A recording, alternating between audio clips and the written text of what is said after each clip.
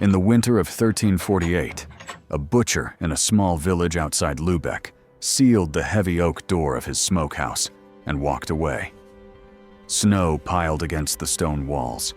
The Baltic winds cut through wool cloaks and leather boots. Fresh meat was no longer coming. And yet, months later, deep into Lent, when fields were frozen and rivers locked in ice, his family was still eating pork that tasted rich, smoky, and alive with fat. No electricity, no refrigeration, no plastic wrap, just wood smoke, salt, time, and knowledge passed down for generations. Today, that same cut of meat would sit in a modern freezer, wrapped in plastic, blasted with cold air at -18 degrees Celsius, 0 degrees Fahrenheit, technically preserved, nutritionally intact. And yet, after a few months, it would taste flat, watery, and faintly stale. Leave it longer, and freezer burn creeps in. Dry, oxidized patches that no amount of seasoning can fix. How did medieval smokehouses, crude buildings of timber and stone, preserve food for months or even years, while our freezers struggle beyond a season? The answer isn't nostalgia. It's chemistry, microbiology, and a deep understanding of how food actually rots. The preservation problem. Food spoils for three main reasons: microbial growth, enzymatic activity, and oxidation. Bacteria and molds consume nutrients and release toxins. Enzymes, naturally present in meat and plants, continue breaking down tissues after death. Oxygen reacts with fats and proteins, turning them rancid. Modern freezing attacks only one of these problems directly: temperature. By dropping food below freezing, microbial activity slows dramatically, and enzymes become sluggish. But slow is not the same as stopped. Most bacteria survive freezing. Enzymes remain intact. Oxidation continues wherever oxygen is present. Medieval preservation attacked all three problems at once. Smokehouses combined drying, salting, antimicrobial compounds, controlled oxidation, and time. Each element reinforced the others. Remove one, and preservation weakens. Use all of them together, and food becomes remarkably stable. The freezer, by contrast, is a single variable solution: cold alone. And cold has limits. What smoke really does, smoke is not just flavor, it is chemistry in motion. When hardwood burns slowly, especially oak, beech, alder, or hickory, it releases hundreds of compounds. Among the most important are phenols, formaldehyde, acetic acid, and alcohols. Medieval people didn't know their names, but they knew their effects. Phenols inhibit bacterial growth and slow fat oxidation. Formaldehyde is a powerful antimicrobial and protein stabilizer. Organic acids lower surface pH, creating an environment hostile to spoilage organisms. Alcohols act as mild preservatives and solvents, helping other compounds penetrate the meat. When meat hung in a smokehouse for days or weeks, these compounds didn't just coat the surface, they diffused inward, forming a protective chemical barrier. This barrier slowed spoilage even at temperatures well above freezing. Your freezer produces none of this. Frozen meat is chemically naked. Once thawed, microbes reactivate instantly. Smoke-cured meat, even after months, resists decay long after being exposed to air. Drying before freezing water is life, for bacteria as much as for humans.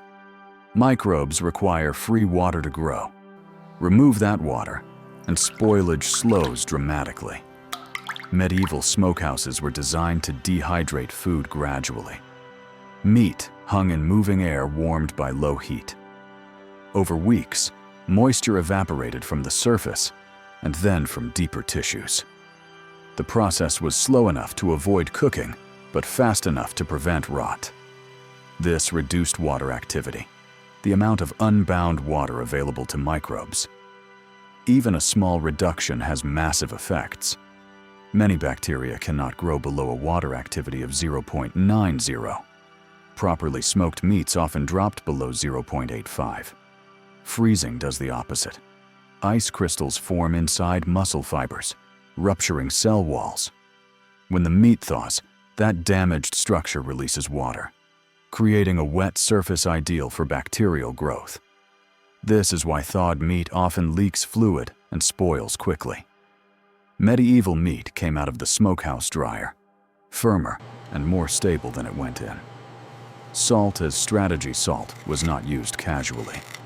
In medieval Europe, salt was taxed, fought over, and transported hundreds of miles. Its use in preservation was deliberate and precise. Before smoking, meat was often dry salted or brined. Salt draws moisture out through osmosis, further lowering water activity. It also disrupts bacterial cell membranes and denatures enzymes that cause spoilage.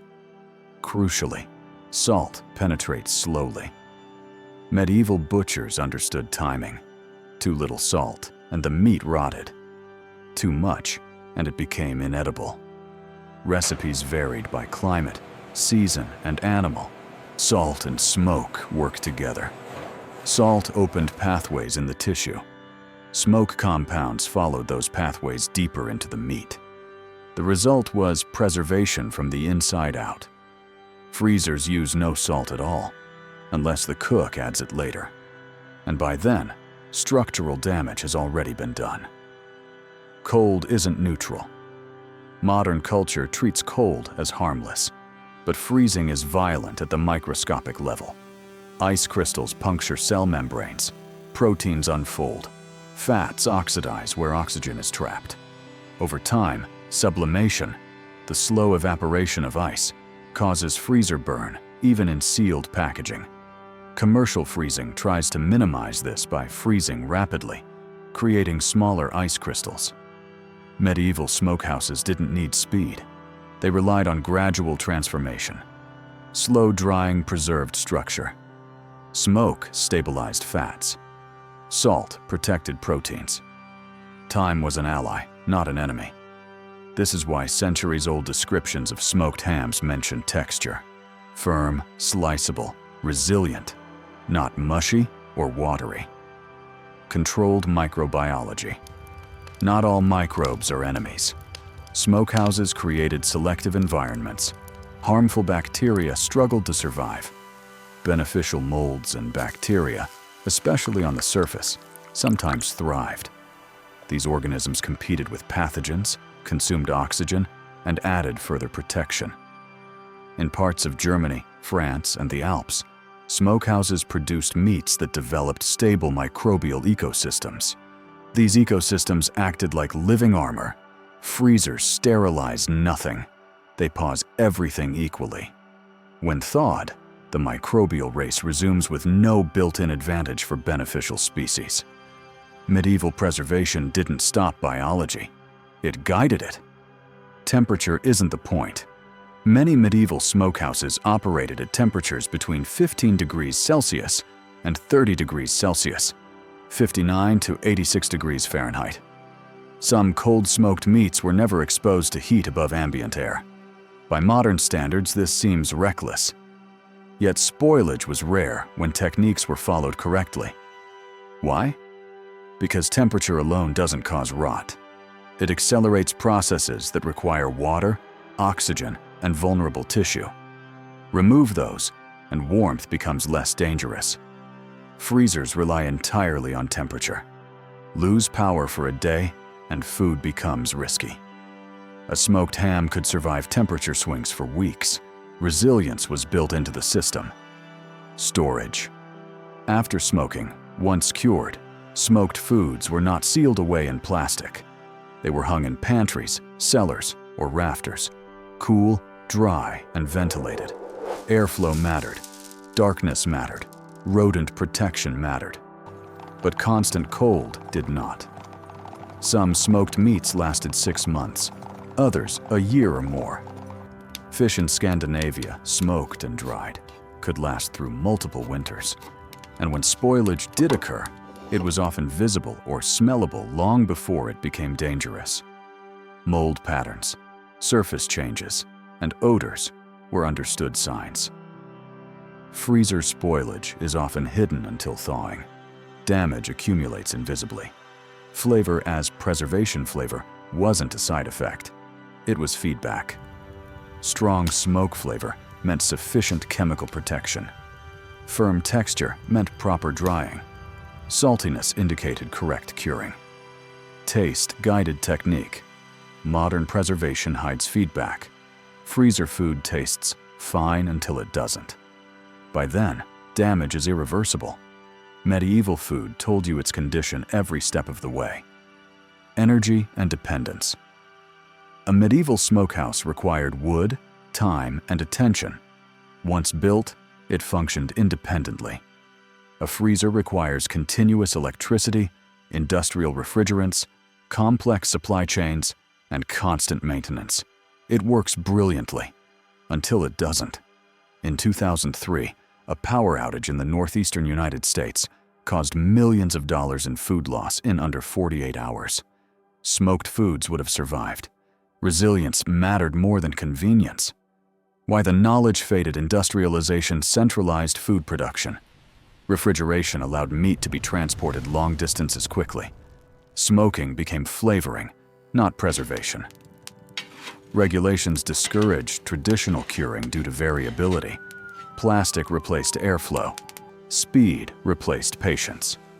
Within a few generations, the logic of smokehouses was forgotten, not because it failed, but because it was slow. What we missed. Medieval smokehouses were not primitive. They were optimized systems built on observation and iteration. They addressed spoilage holistically. Water, microbes, oxygen, enzymes, fats, all managed simultaneously. Modern freezing is powerful but narrow. It pauses life without shaping it. When we compare the two honestly, the question changes. It's no longer, why didn't medieval people invent freezers? It's, why did we abandon methods that worked so well without them? Medieval smokehouses preserved food better than your freezer, not because the past was wiser, but because it was attentive. Preservation was a craft, not a switch. Smoke, salt, air, and time formed a system that respected the biology of food instead of fighting it with brute force cold. Freezers are miracles of engineering, but they are fragile miracles, dependent on energy, infrastructure, and constant control. Smokehouses were robust, adaptive, and forgiving. In a world increasingly concerned with resilience, waste, and sustainability, the medieval smokehouse is not a relic. It's a reminder that preservation isn't about stopping decay entirely. It's about guiding it, slowly, deliberately, and with knowledge earned the hard way.